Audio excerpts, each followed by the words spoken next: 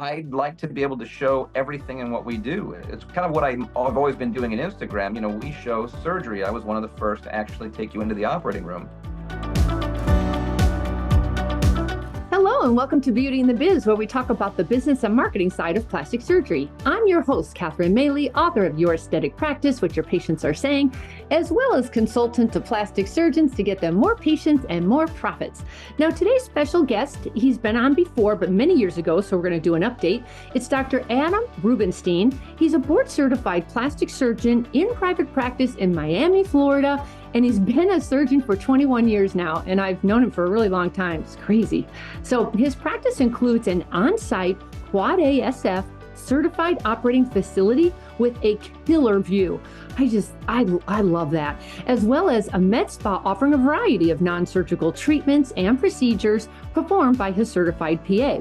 Now, Dr. Rubinstein is a clinical assistant professor in the Department of Surgery at Nova Southeastern University, a clinical faculty member for the Department of Plastic Surgery at Florida International University School of Medicine, and clinical faculty for the Cleveland Clinic Plastic Surgery Residency Program in Florida. Now, he's also on the editorial staff of the Aesthetic Plastic Surgery Journal and is a member of several medical societies and associations, and that's where I've known him. He's been on the podium for all these meetings for several years now. So, Dr. Rubinstein, thank you so much for joining me on Beauty and the Biz. It is great to be back. Always happy to spend time with you. Thank you. So the last time we talked, if I am not mistaken, you were still sharing space with somebody else who was jacking up your OR rates. Do you remember that? Well, quite a long time ago. Right? Well, it's got to be 15, 16 years ago now. Yeah. Doesn't seem like it, but it's been quite a bit. So talk about that and then how you ended up in where you are now, which is absolutely gorgeous. Well, thanks. Well, like any other business decision, when you see that the situation isn't the best for you, and when I started my practice, I was subletting. It was the most cost-effective way to go into a place was already done and be able to see patients and have a nice presence. When that stopped being the best thing for me, I had to look for my own space and build something out, and I did that many years ago now. And I have never looked back. I've always had my own OR because the space that I was using, I was subletting, also had an operating room there. And that was part of the issue is the cost of using that operating room. And for many years, I just did everything in the hospital. I was the chief of surgery in a local hospital, chief of plastic surgery. So I did a lot of surgery in the hospital and we had favorable rates. And it just, the logistics of going through to the hospital is much more difficult than just scheduling your own thing. And I decided if I was going to build a new office, we're going to put an operating room into it. And, it's been the best thing ever. The pros and cons of having your own surgical suite, quite frankly, the pros win every time. Just the sheer peace of mind. Your staff's not running around trying to find you block time in the hospital because you got bumped. Do you find that are there any cons to it? Is there a lot more logistics to manage? Well, I wouldn't say a lot more. It's different logistics. It's different. Running your own surgery center, you have to worry about your inventory. You have to worry about your staffing. I have a full-time scrub tech. I've got a full-time nurse. I have full-time anesthesia. And if you're not in a place where the practice is busy enough to warrant full-time employees, then it becomes a little bit more difficult trying to schedule staff to be there, to have a scrub tech come in, to have your anesthesia provider come in, a little bit more coordination to happen.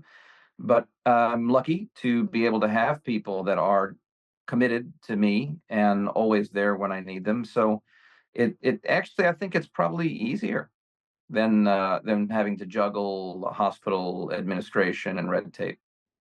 And just the convenience and the expediency of working with the same team.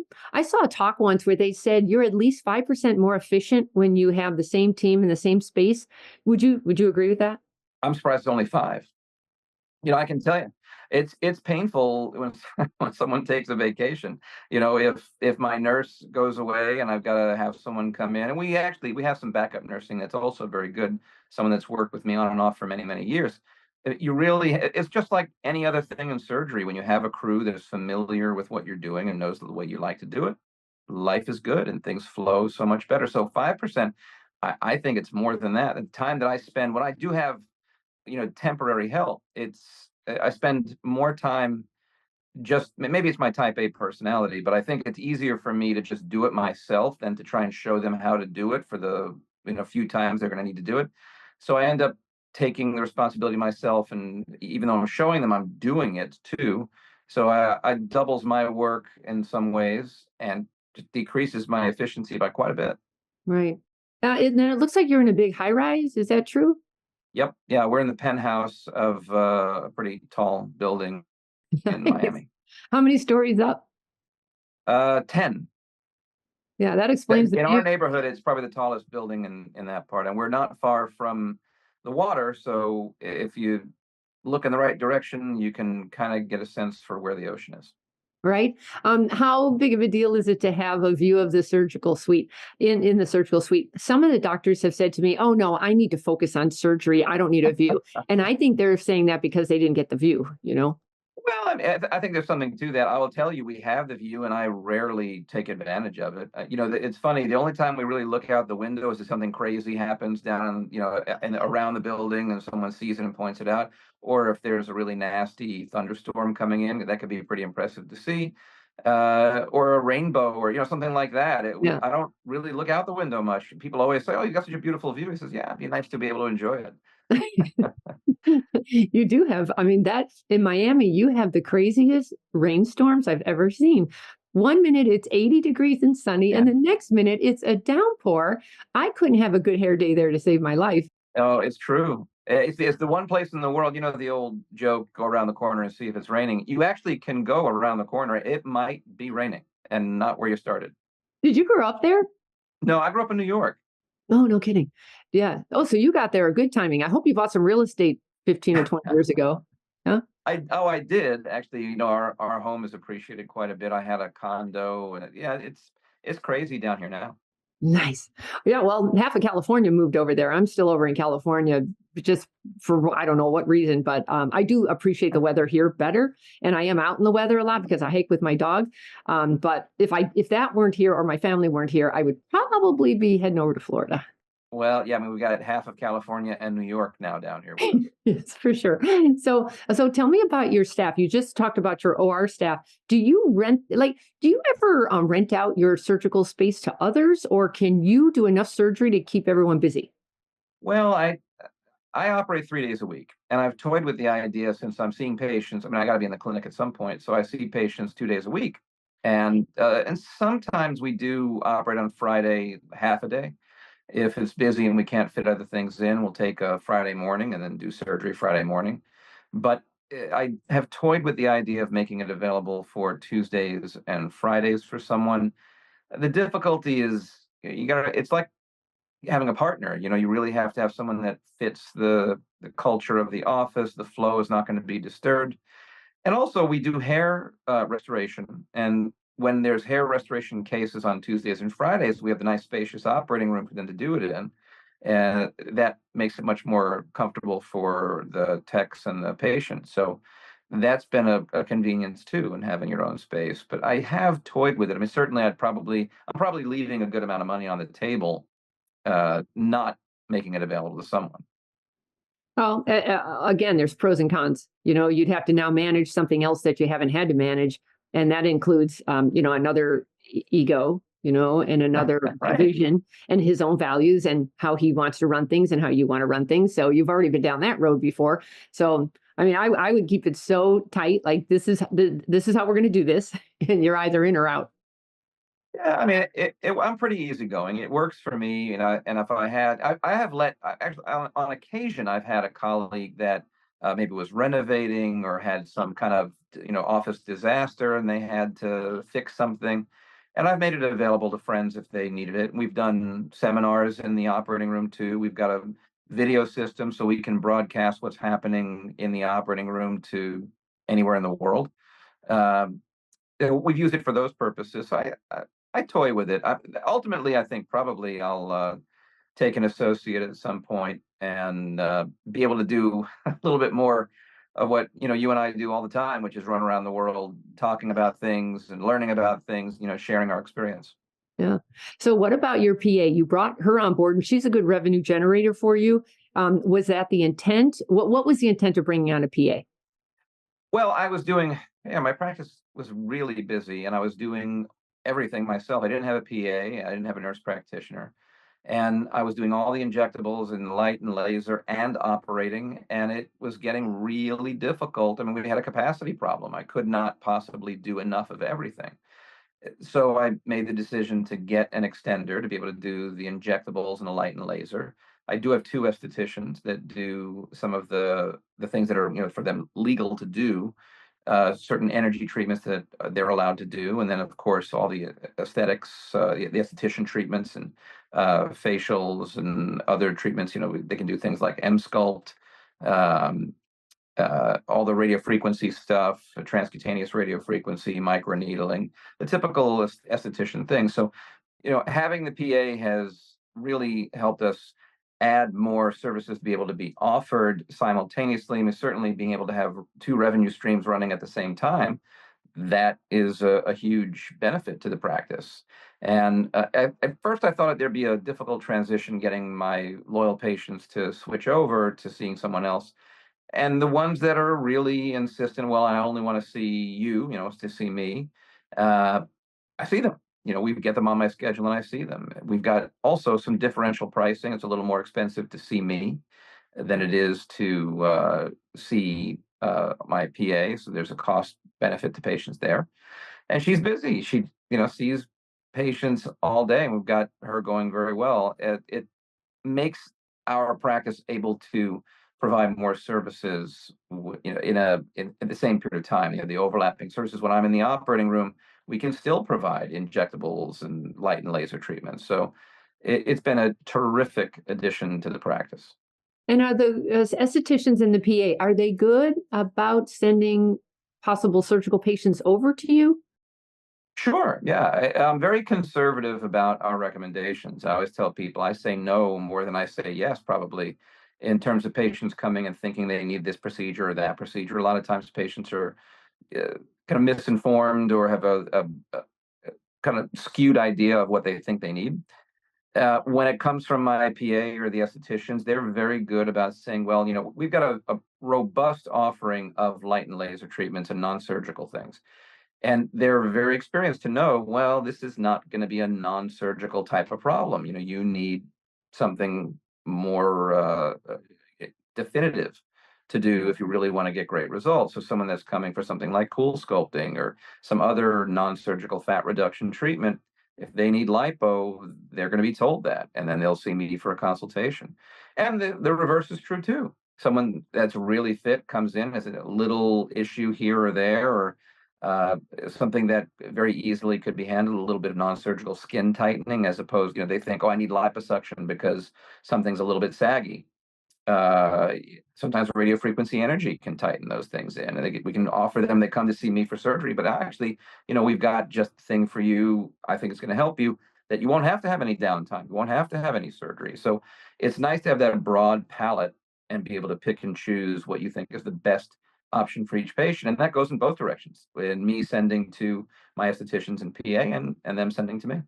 For sure. Any tips on hiring and motivating staff? That's been a big challenge for everyone. It's always HR is the hardest part of what we do in I terms of agree. managing an office. I think you need to, probably the thing that I learned through the years that has served me the best is that when you have a problem child in the family, you need to address that as soon as possible and not let it sit and fester, because it's like a little cancer that begins to spread to other members of your staff.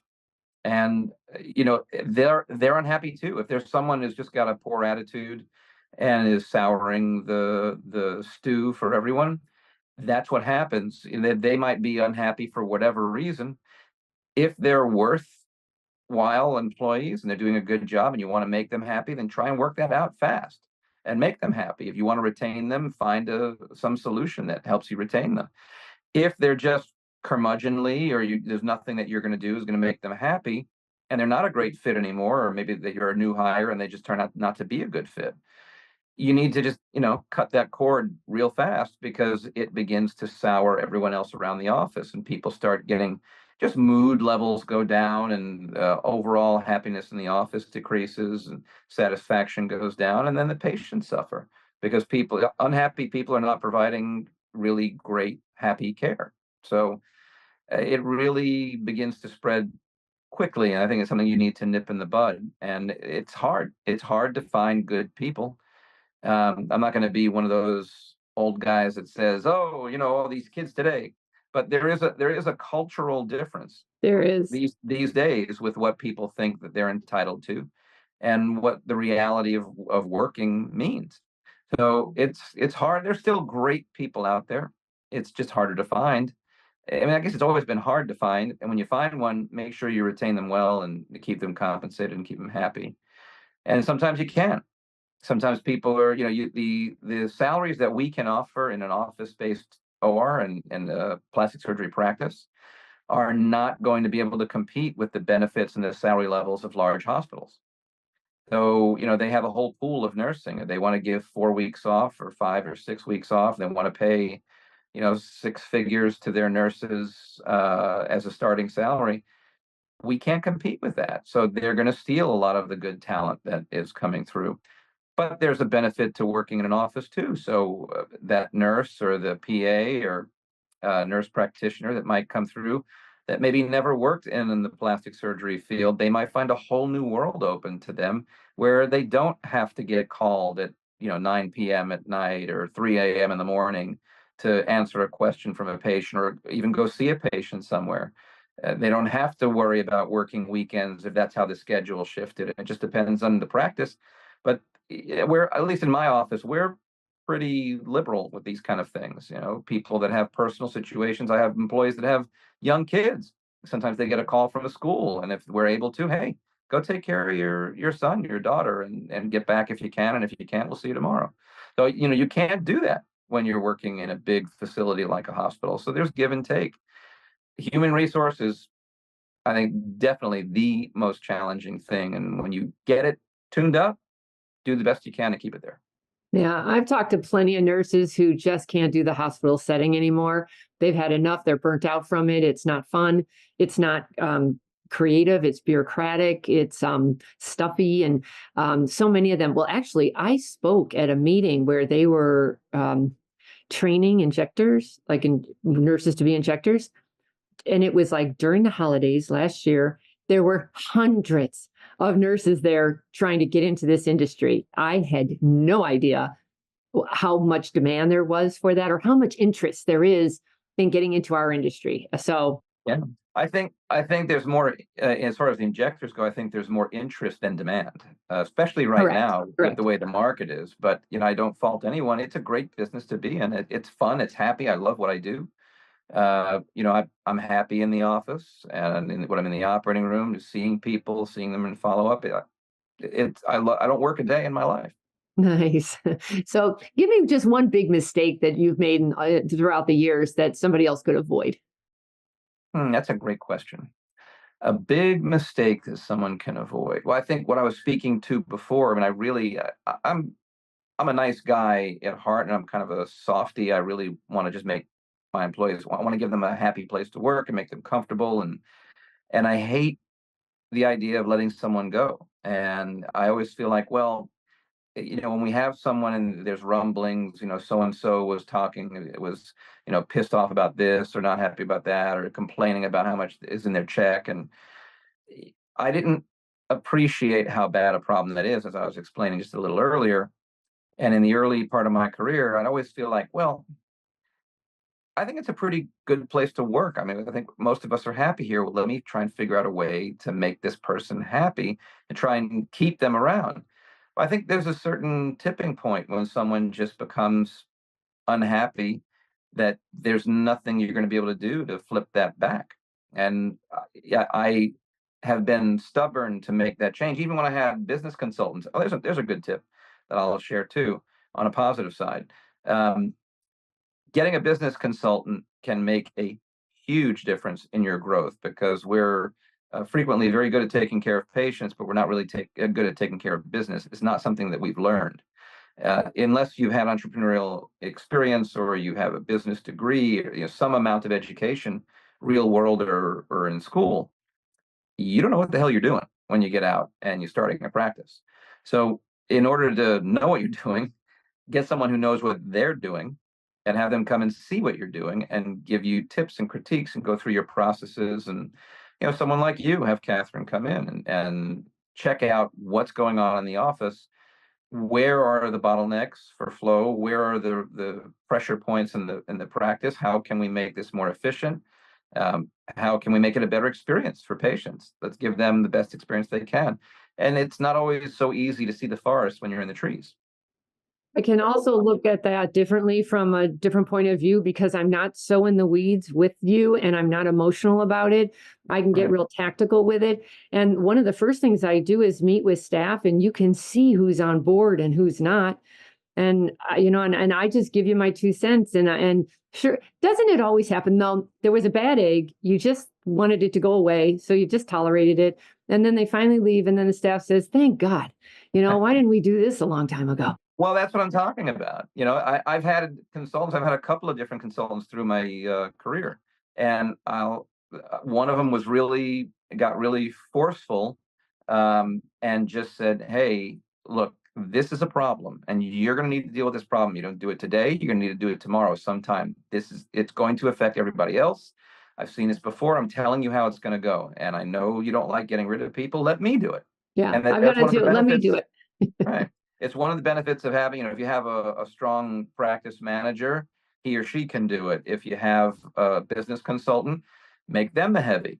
And I ultimately had to come to terms, and I just I had to let that go. And that's another one of the tips is learn to delegate, learn to allow people to do their job. And that's been a really tough one for me, honestly. I like to have my finger on the pulse of everything that's going on. I feel like I provide good insight, but I'm not the best person to do every job. And it took a good long while. And honestly, it's probably not important until your practice grows big enough for it to matter. Once the practice is big enough and you may be hurting the flow of your practice by trying to hold on to control of everything. And I know I did.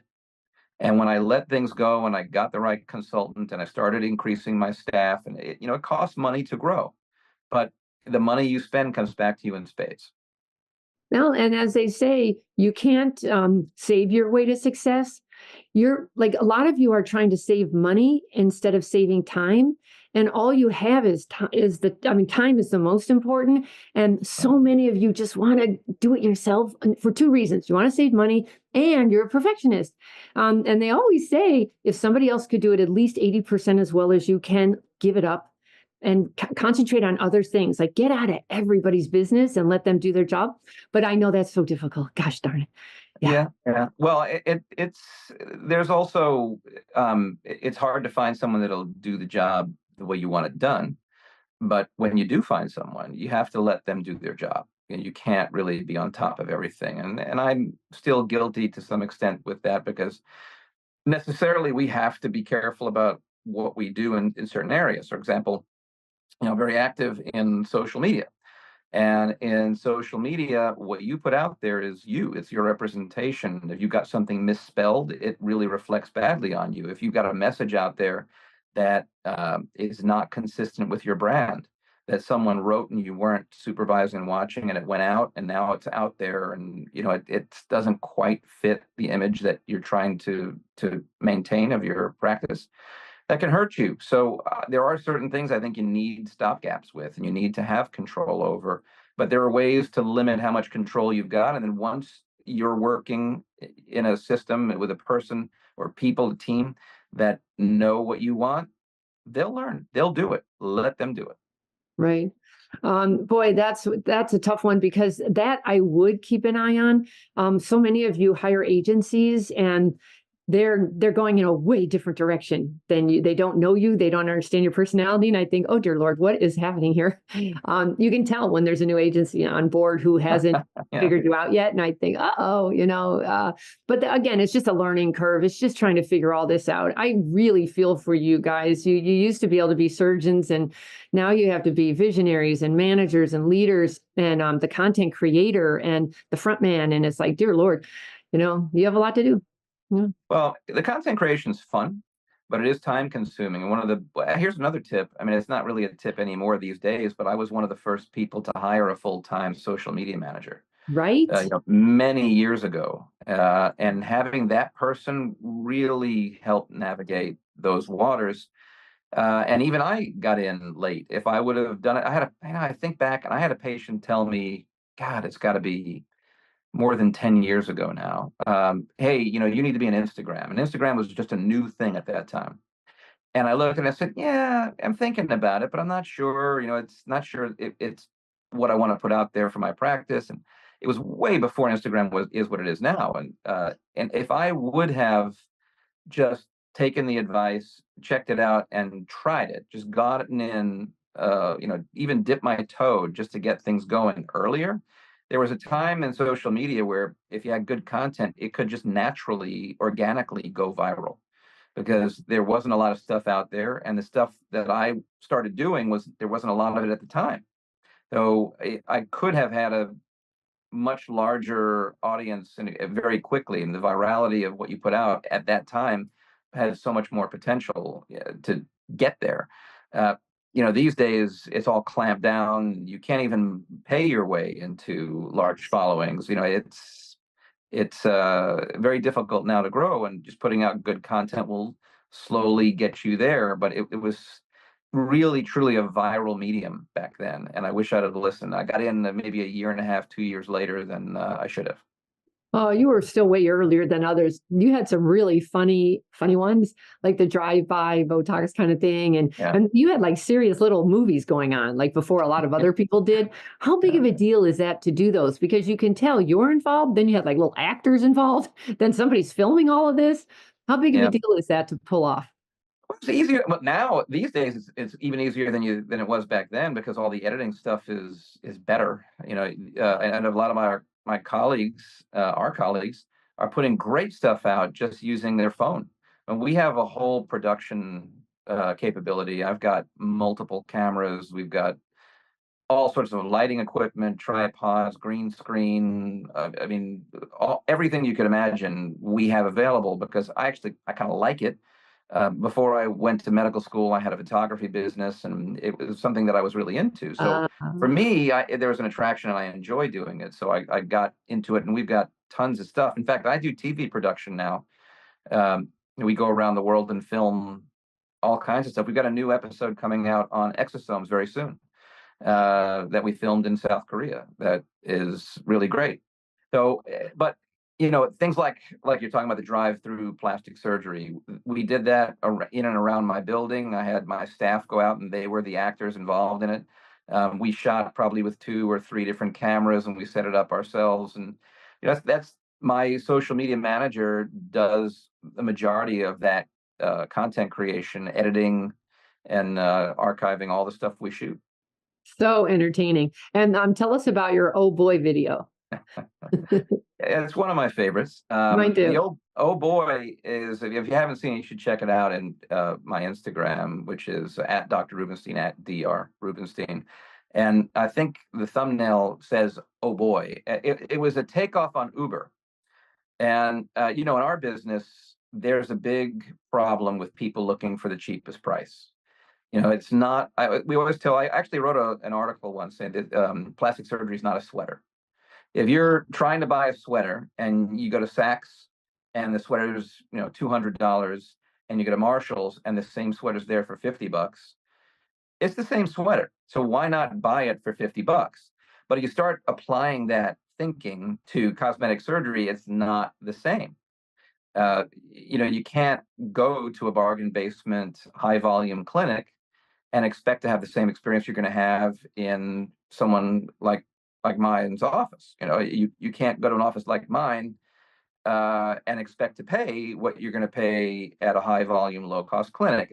They're just different, and your experience is different. And I like to think that your results are different too.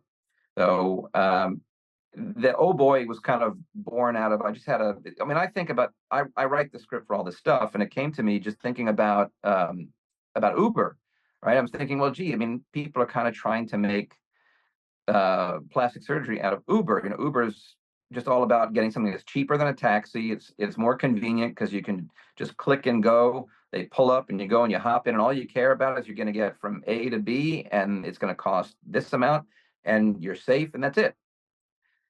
Well, I devised the same idea for oh boy, you know, because if price is the only thing that matters, it can get pretty scary, and it's just a funny take on what happens, or what the equivalency would be if the things that happen in our world, in the cosmetic surgery world, started happening in the Uber world. You know, if the lowest price is all that mattered, then we could come out with oh boy. And you know, you might not have a great ride, you might not have a professional driver, but oh boy, it's going to be cheap. So, you know, that was the idea behind it. And if, you know, of course, drawing the equivalency, you know, the comparison to cosmetic surgery. It was really a good visual of why this isn't all about price. So in the, just so you know, in the video, not you, but the audience know, like people who are picking them up, like the car is all ratty and they're like, one person can barely hear and she's 100 years old, you know, and then it was very funny, but very to the point of why you don't want to consider price alone.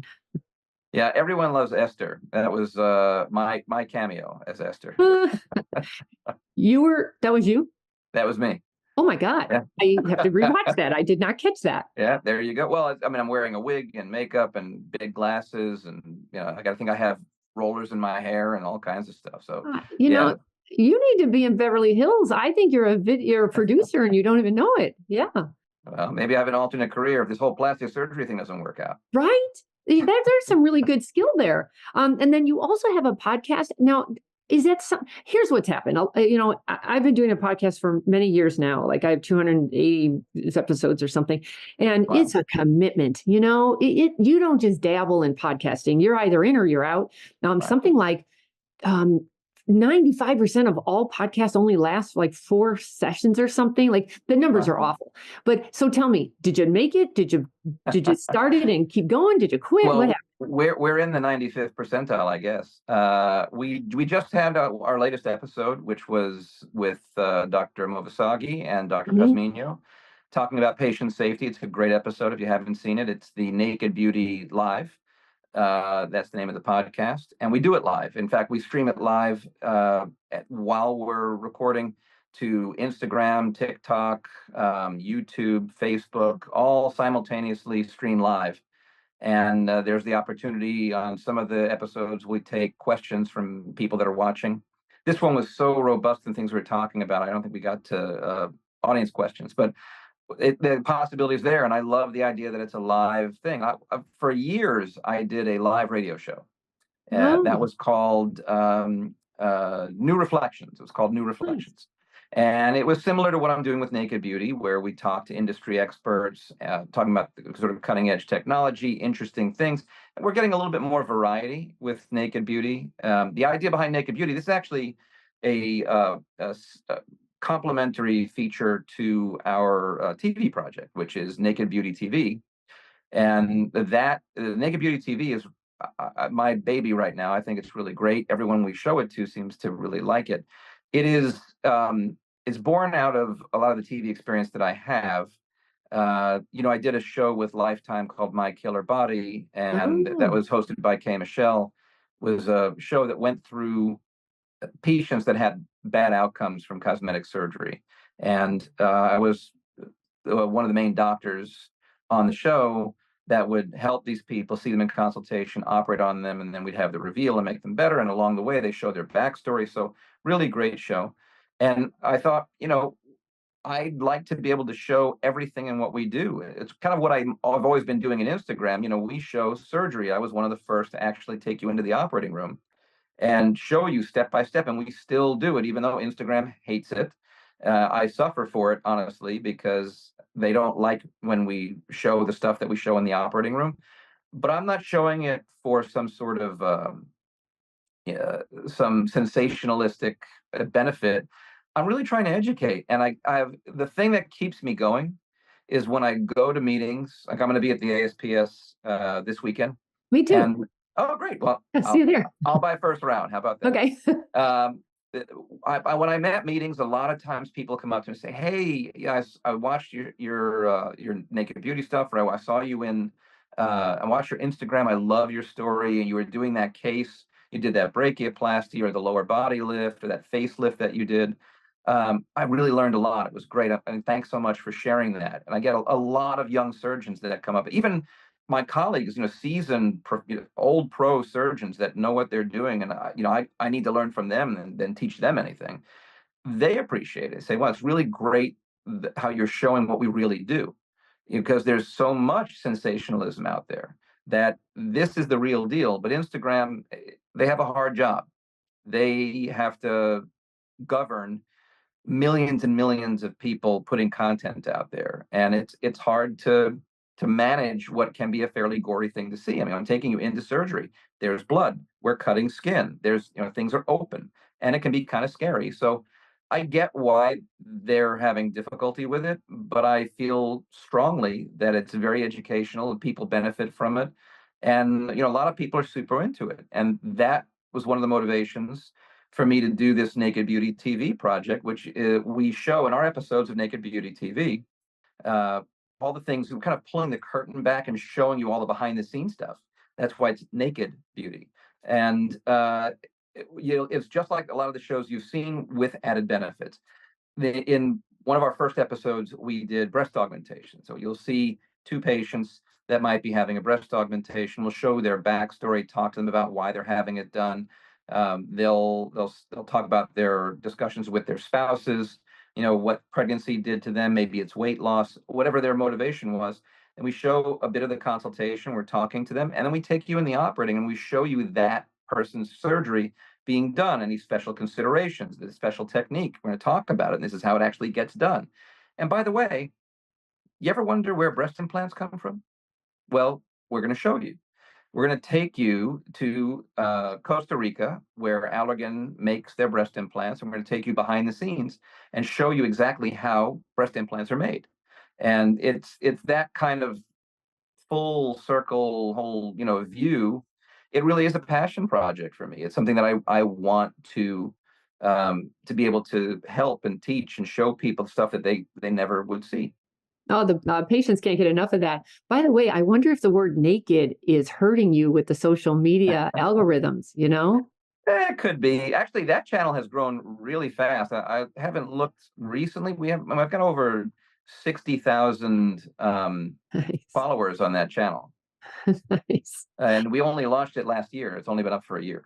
So Nice. people are really liking that content, and I'm negotiating with networks to try um, and figure out where this is going to live, either on a streaming like a Netflix or in a network. But it's very popular, so we keep making episodes. Nice. How many hours do you think you work on that kind of marketing per week? Is it a big part of your life or little? Per week. We probably spend, I would say, a minimum of maybe 3 hours a week, 3 to 4 hours a week minimum. There are times like when we're doing the naked beauty stuff, I'm on location, we're traveling. It's 24/7 for that period of time. I mentioned we did an episode on exosomes in South Korea, and I was there. I was in South Korea maybe 3, 4 days, and from the moment that that plane landed to the time that I sat my butt in the seat to come home, we were just go go go, and it was just an onslaught every day, filming, filming, filming, and getting the stuff we needed. So it can be very time intensive to do the kind of stuff that I do. But I'd say just the average stuff that we're putting up, I mean, a lot of it gets done organically in the operating room because I do post our surgery. So it's like when I'm teaching a resident, our social media guy is just around there filming it all, and he'll cut it up and put it out in social media.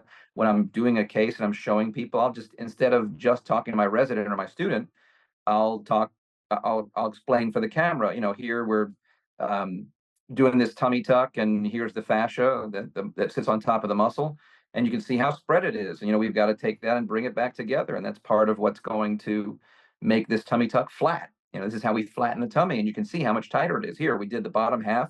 Look how tight this is, and look how spongy this one is. And we're about to tighten the spongy part, and then when we're done, hey, look how tight the whole tummy is. So you really gain an understanding of how this gets done. And that stuff doesn't take much extra time. It probably adds a few minutes in surgery each time you stop for 30 seconds or so just to make a point, but no more so than when you're teaching a resident or a student. I would just have that iPad nearby at all times and have people recording the day in the life of a plastic surgeon. So the content is being organically created. I don't even know if you need to even comment. Like, just do what you do in your world and let the video people, chop it up, make it look great, and put it on all sorts of different channels. I don't think, although everyone needs to understand that work goes into this, like anything else. You're going to pay with time or with money or with effort, but it doesn't get done by magic. It needs to be a focus and a priority if you believe that that's helping your practice grow. Well, I think social media definitely does. Right. Social media is the way people find anything these days. Yeah. Oh, speaking about reviews, I checked you out. You have some great reviews. And then I saw this whole thing about Russian bad reviews. What the heck was that all about? Well, I mean, this is a pretty dicey story, and it's just crazy. A lot of what I do in social media is trying to get the truth out about our business, whether it's through education, teaching people like I do with my regular story on Instagram, and with all the stuff we're doing in Naked Beauty. We're trying to show you the behind the scenes stuff. And then we've got Plastic Surgery Truths, which is a big Q&A page where I answer questions. People send questions, and I answer them about as openly and honestly as I can about whatever it is about plastic surgery. What's your theme? How do you start it off? Which you talking about? You sit on the operating room table and you say, "What the?" Oh, that's different. That's a new. Yeah, that's a different. Yeah, that's a new segment. You like Oh, that? okay. Yeah, that's one of our. We just started doing that one. Love That it. is seriously up is what you're talking about. Yeah, well, because listen, in Miami, we see all kinds of crazy things. And it's not just Miami. I mean, across the country, and there's plenty of it in California. They just had a story of one of the episodes of Seriously Fucked Up is a doctor that he's probably done some kind of training in South America, but came here and didn't get a license and didn't get any training, and just opened an office saying, "Hey, I'm a plastic surgeon," and started operating on people. And then the district attorney of California got a hold of one of the cases that went wrong, and this guy's in jail. So I mean, that's a crazy story, and we started this because we see so many of these just off the rails things going on in this business. We decided to make a series that's called Seriously Fucked Up, and that's exactly what these stories are. They are seriously fucked up. I mean, more so than just the normal craziness that we show all the time. Does the audience love it? Yeah, it's been pretty popular. They like that. And actually, another thing that we're doing now is what you were talking about a little earlier.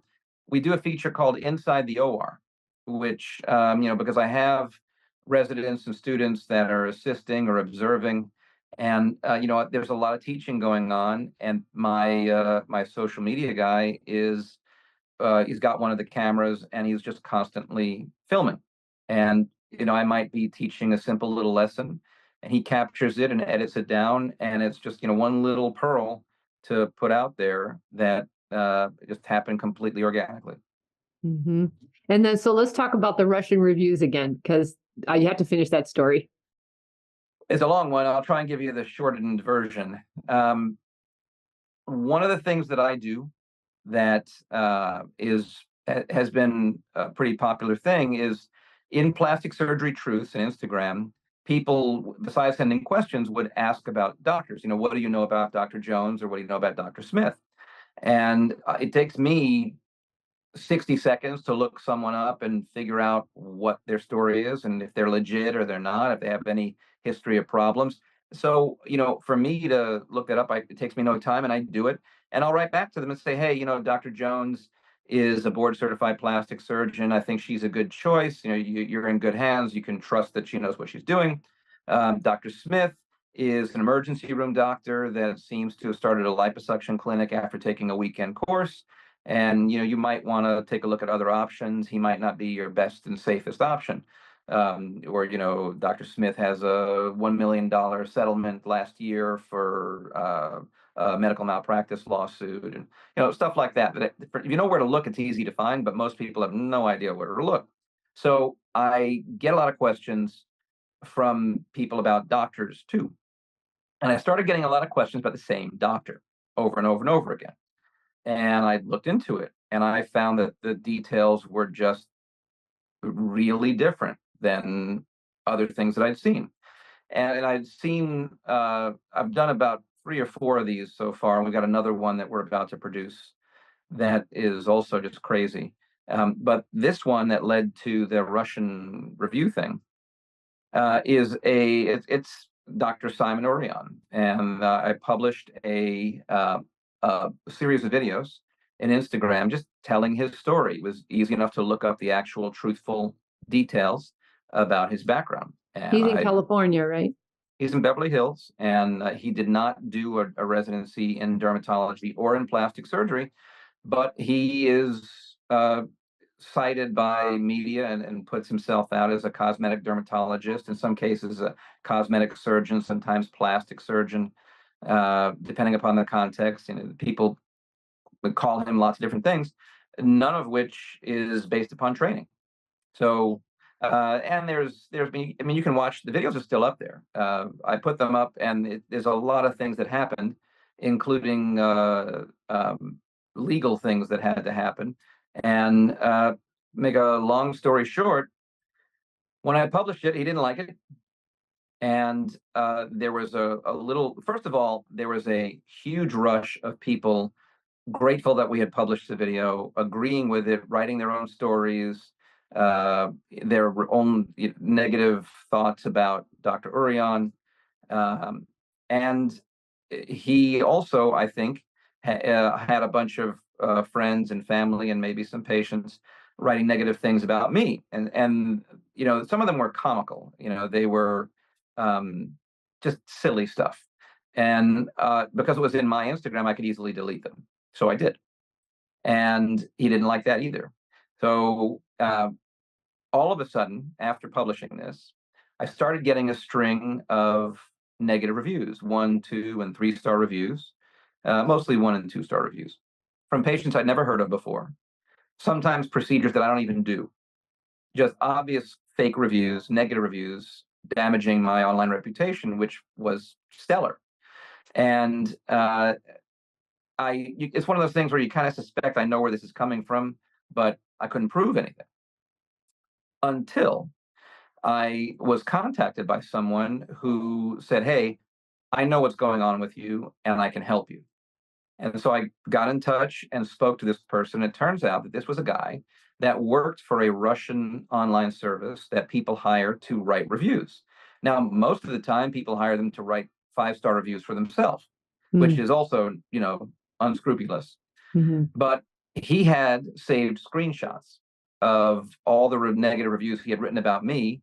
And interestingly, you can draw your own conclusions, but I have screenshots of actual reviews that were posted, the back end screen of the Russian service with instructions of how to post, what to post with my name on there. Is it create an account with an American name, create fake accounts, write the review this way, 1 and 2-star reviews, blah, blah, blah, blah, all in Russian.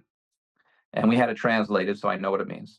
And interestingly, he was also hired to do 5-star reviews for Dr. Orion.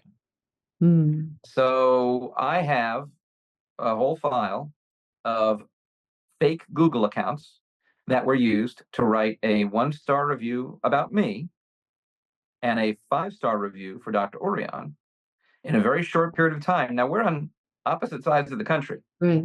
I'm in Miami, he's in Beverly Hills. what's the likelihood that a person actually went to both of our offices in that period of time and had a positive and negative experience? I mean, I'd say slim to none, and slim just left out.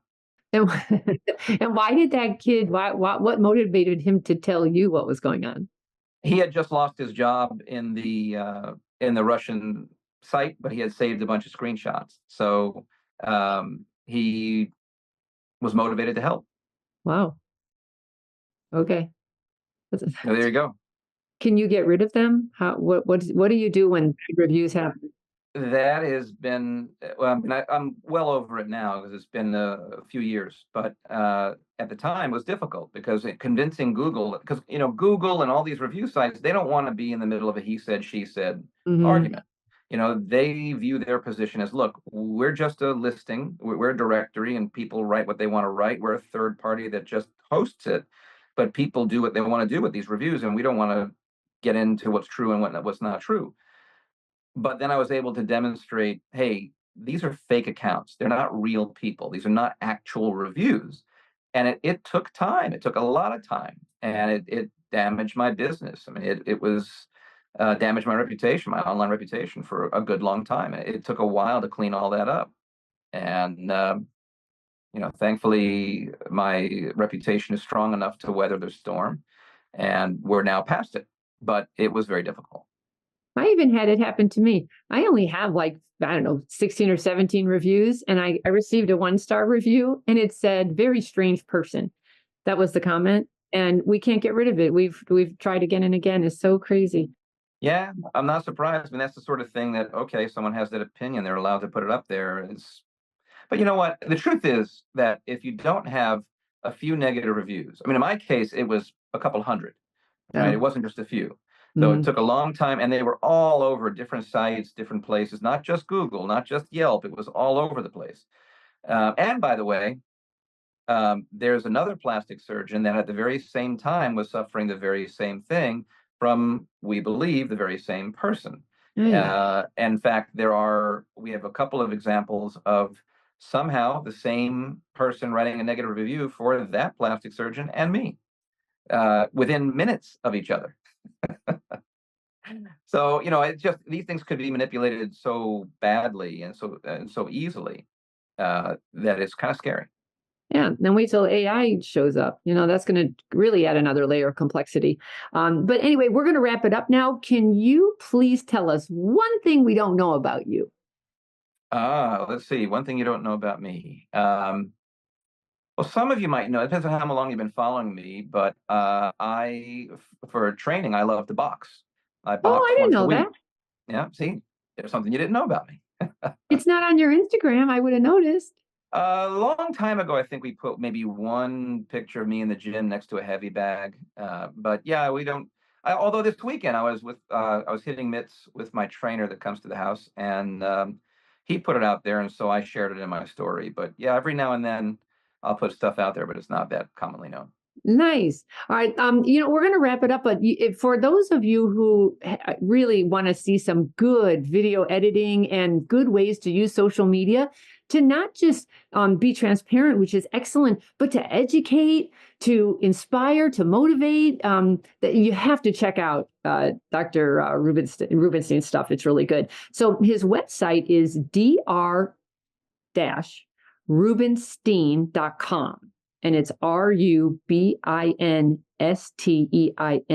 What's your Instagram handle?